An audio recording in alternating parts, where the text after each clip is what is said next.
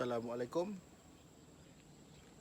Dalam episod ni kita ada Pro 2 Alza. Okay, Alza ni first launch dekat kita punya market pada tahun 2009. Untuk Alza ni dia dah ada basically 3 generasi yang berbeza. First yang 2009, and then 2014 kalau tak silap dia ada keluar new facelift, and then recently 2019 dia launching untuk new facelift together with Arus. Untuk overall changes, exterior dia ada buat pertukaran bumper depan dan bumper belakang yang baru, and then dia ada few garnish yang dia improve dia punya design over the last punya facelift, dan tak ada much punya changes lah. Basically dia masih lagi menggunakan platform yang sama. Untuk Alza ni dia menggunakan platform yang sama dengan Luminas ataupun Sete kalau tak silap saya lah. Untuk Alza ni pada saya agak praktikal. So which is kita boleh turunkan kita punya third row passenger seat untuk kita load kita punya barang. Kalau kita nak load orang, kita naikkan balik lah seat tu untuk sitting position. So by right dia boleh occupy 7 orang maksimum untuk sekali jalan. Kalau untuk family yang ada 5 orang ke 4 orang, 3 orang pun sesuai juga pakai kereta ni. So dia boleh fold down third passenger seat dan boleh letak barang. Untuk personal use pada saya okey, tapi kalau untuk company depend kepada company tu punya barang yang nak bawa. Kalau kecil barang tu, contohnya macam stationery punya company ke, just nice, dia tak ada barang yang kita nak haul tu tak terlalu besar. In term of driving, dia punya suspension setting berada pada foam side, which is dia tak lembut yang kita boleh rasa bergalon, dan dia boleh absorb kita punya permukaan jalan dengan baik. Best part dalam kereta ni, dia punya steering. Steering dia dibalut dengan kemasan kulit berwarna hitam, sedap dipegang. And then nothing much. Dia punya, walaupun dia dalam kereta ni variant dia standard. So dalam standard variant you boleh dapat leather wrap steering wheel. So should be very very nice lah. Sangat menarik. Untuk kereta yang kereta yang variant rendah, mesti boleh dapat leather wrap. Leather wrap ni nampak macam simple, tapi dia mendatangkan rasa premium ataupun kita sedap pegang kan. Bila benda yang kita pegang, first kita pegang, kita dah rasa selesa. Dia punya overall impression kepada kereta tu akan jadi lebih berbanding dengan kita punya first impression kita tak berapa sedap. So kepada pembuat kereta ataupun pengeluar produk apa-apa saja kat luar sana, so you punya first impression ialah feel. Kalau feel tu baik, insya-Allah review barang korang kalau full mark tu 5, takkan kurang daripada 3. Overall untuk kereta ni very very practical, tak ada masalah. So dia pun ada armrest untuk long distance ni boleh letak, walaupun armrest ni plastik, tak ada wrap apa-apa, tapi okey lah boleh letak. Dia dah upgrade dia punya center cluster dia, nampak lagi modern sikit kita punya ni banding dengan previous. So untuk position gear ni, untuk automatic transmission agak menarik. Dia mudah untuk kita reach. Sebab dia dekat atas kan, kita tak ada nak tangan kat bawah ke. So untuk 2020 kalau car maker letak dekat atas ni pun okey lah. Okay, steering dia datangkan dengan butang kawalan. Ni pun satu bonus juga, walaupun standard variant dia ada butang kawalan. And then dia punya side mirror juga dia datangkan dengan electric control. Cuma dia tak ada auto flip. Okay, that's good.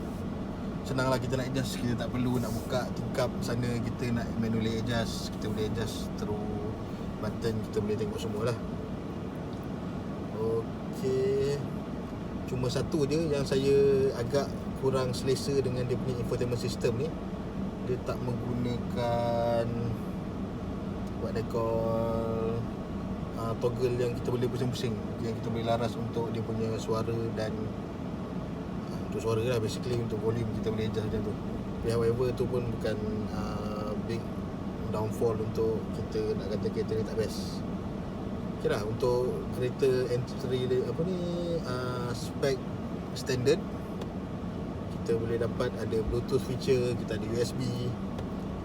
So untuk car maker, saya bagi cadangan, you boleh buat benda yang similar dimension, which is you boleh guna overall across the range.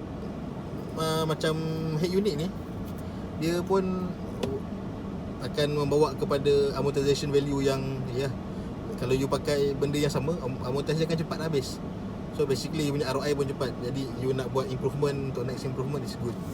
So contoh macam yang bagus juga, Alza ni dia ada steering adjustment, height adjustment. So dia panggil tilt. Okay, adjustment ni pun alhamdulillah, terima kasih Pro2 ada kat dalam kereta ni. So kalau konsep yang sama you boleh kembangkan kepada kereta lain. So you ada satu tooling, you boleh pakai untuk across you punya variant. Okay, tingkap yang kecil ni pun bagus juga, sebab kita boleh ada additional view untuk kita punya macam divider apa, kita boleh nampak lah daripada tingkap yang kecil ni. Okay, dia punya ni semua sama standard, dia pakai vanity mirror yang sama. So boleh tarik, okay. Untuk certain market, dia akan jadikan benda yang boleh tarik itu sebagai salah satu requirement juga sebenarnya. I don't know why, tapi interesting. Okay, lampu kita ada dekat, untuk lampu kita ada dekat dalam ni, kita ada depan, dalam tengah. Overall tak ada yang menjengkelkan, cuma ada item to improve lah. By the way, kereta ni datang dengan 2 airbag. Okay, good job Pro2. In future kita tengok macam Myvi pun you all dah start buat 4 airbag kan untuk yang lower variant. So sesuatu yang bagus untuk Pro2. Kita mengharapkan in future you akan keluarkan kereta yang lebih bagus. Okay, then kita go for walk around. Side tepi, kita tengok dia punya sport rim dia masih mengekalkan design yang sama. Okay, dia punya bahagian depan dia, untuk variant standard dia masih lagi menggunakan fascia yang lama. Dia tak menggunakan upgrade punya S yang baru punya design. And then kita share gambar nanti. Okay, so bahagian belakang,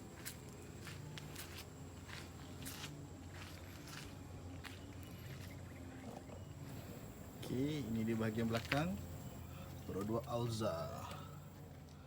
Okay, kita ada 3 baris seat.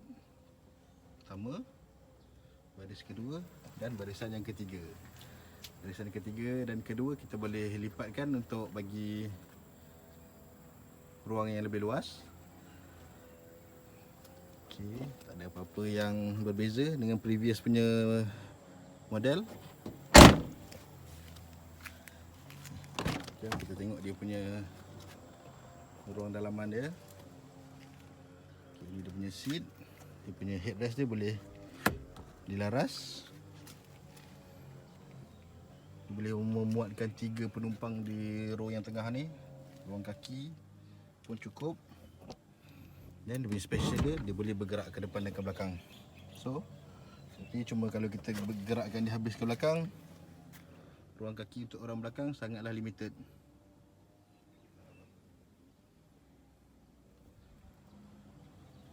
Okay. And then kita ada satu cup holder. 2 cup holder untuk penumpang di row yang kedua. Okay, and then kita tengok dia punya engine pula.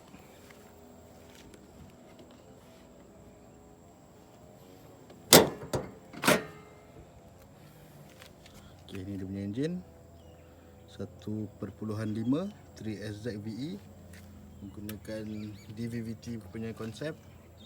So boleh tengok basically tak ada yang berbeza pun, sama dengan Alza yang previous generation. Masih menggunakan kabel untuk rotor function.